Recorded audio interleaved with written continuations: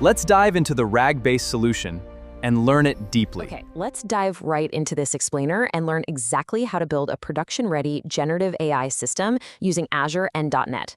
If you've been banging your head against the wall wondering how to make AI actually understand your private business data without completely making things up, you are in the exact right place. Think of this as a mentoring session. Like, I'm your senior dev, and we're going to walk together from the absolute basic concepts all the way up to a fully secure enterprise-grade architecture. We've got a really clear roadmap for today. We'll cover the limpets of LLMs, introduce RAG and embeddings, map out the Azure RAG architecture, walk through the ingestion and request flows, look at .NET and clean architecture, and finally, wrap up with enterprise best practices. Section 1. The limits of LLMs. Why out-of-the-box AI isn't enough.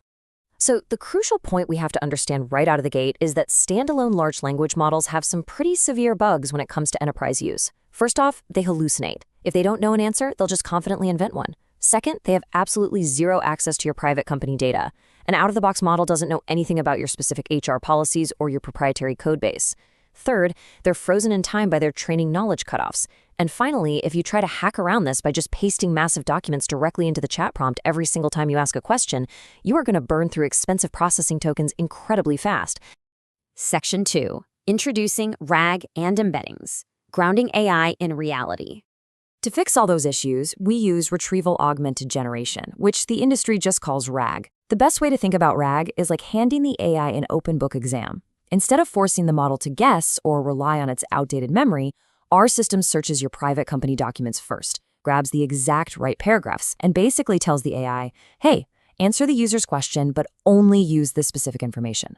Boom, you've just solved the knowledge cutoff and the private data problems in one shot. But for the AI to actually search your documents effectively, we have to talk about embeddings. Embeddings are just a fancy way of saying we translate our human text into arrays of numbers, which we call vectors. Remember, machines don't really understand English or Spanish, they understand math.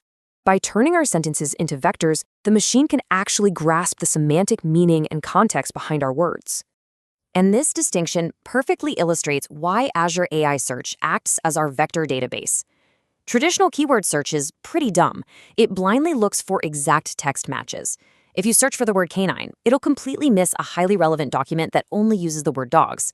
But vector similarity search matches the underlying intent. Because dog and canine end up having very similar mathematical vectors, the system knows they mean the exact same thing. It's a total game changer. Section 3. The Azure RAG architecture, the complete cloud ecosystem. Now that we have the theory down, let's map out the actual Azure stack we'll be building. It's clean and highly scalable. We're using a React front end for the user interface, which talks directly to our ASP.NET Core Web API backend. For our storage layer, we use Azure Blob Storage to hold all the raw files and PDFs. Then, we use Azure AI Search as our vector database to index all those embeddings we just talked about. And finally, we plug in Azure OpenAI to generate our final answers. Section 4. Ingestion and request flow, the journey of your data. Let's break this down into the actual journey of your data, starting with document ingestion. This all happens in the background before a user ever asks a question. First, we upload a document to Azure Blob Storage.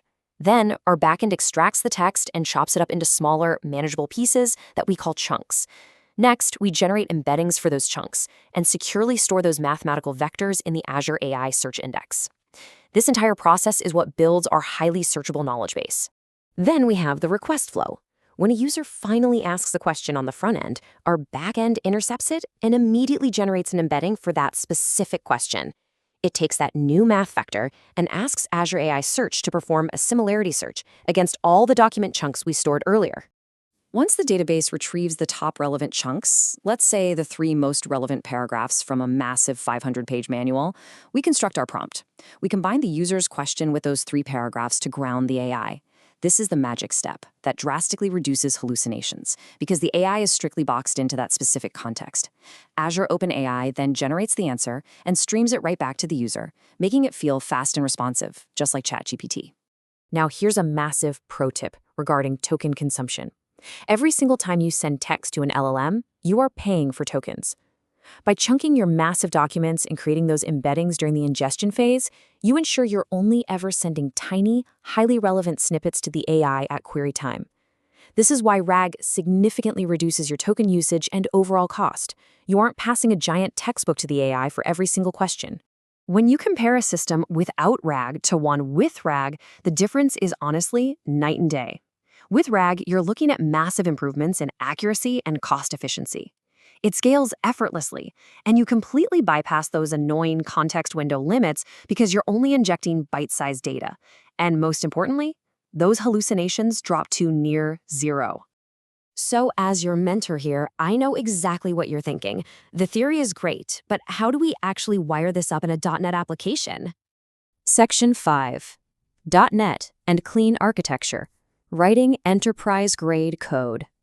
You are going to want to heavily utilize these core .NET libraries. Specifically, you need Azure.ai.OpenAI to talk to your models and Azure.search.documents for your vector database operations. But listen, the absolute biggest takeaway here is to use Azure.identity. Hard-coding API keys into your app is a total security nightmare. Azure.identity lets you use managed identities for seamless, incredibly secure connections between all your Azure resources. For the actual project structure, we highly recommend utilizing clean architecture. Keep your API layer incredibly thin, literally just controllers routing the requests. The heavy lifting needs to be modular. Put dedicated services like your Azure OpenAI service, Azure Search service, and Blob Storage service deep down in your infrastructure layer. Then keep your business logic, like your chat service and prompt builder, protected in your application and domain layers. Setting it up this way makes your app highly testable and ready to scale. Section 6. Enterprise Best Practices. Preparing for production. Before you even think about deploying to production, you need to harden the system. Crucial enterprise best practices include dialing in your chunk size and overlap. If you make your chunks too small, you lose the surrounding context, too large, and you retrieve useless, irrelevant data. You absolutely should be using hybrid search, which combines that vector math we talked about with traditional keyword search, layered with semantic ranking for the absolute best accuracy. And of course, lock down your security using managed identities and role-based access control, ensuring users can only query documents they're actually allowed to see. Let's do a really concise recap of this entire flow before we wrap up. You upload and chunk your raw files. You store those mathematical embeddings. When a user asks a question, you vector search their query against your database. Retrieve the closest semantic matches, construct a grounded prompt that restricts the AI to those specific matches, and finally, stream a highly accurate, context-aware response back to your React frontend. I want to finish up by giving a huge thanks to the folks at Code First Technologies for providing the source material we explored today. If you found this explainer helpful, please be sure to like, share, subscribe, and enable notifications for more deep dives into Azure, .NET, AI, and cloud architecture. And I want to leave you with this provocative thought to answer in the comments below. What could your enterprise achieve tomorrow if its AI actually knew your private business data today? See you in the next one.